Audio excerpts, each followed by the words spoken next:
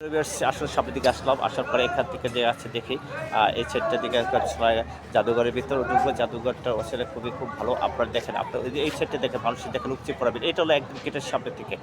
আজকে মোটামুটি একদম দর্শনার্থী যে আছে সেটা আসলে বলার অপেক্ষায় রাখা। চলুন আপনাদেরকে দেখাই।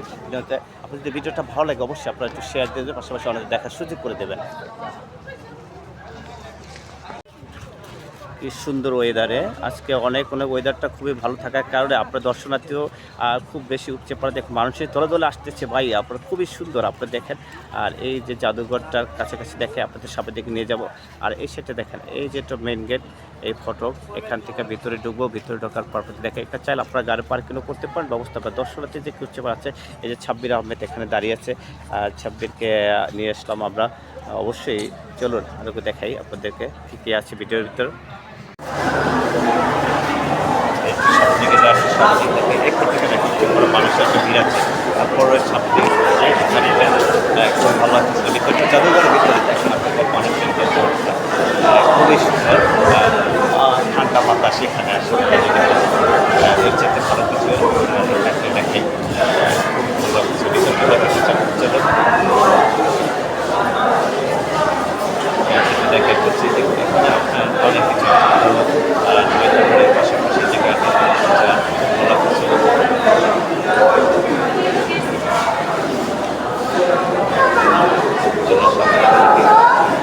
উপরে যাবো নি। চলো দেখে সামনে দিকে যাই।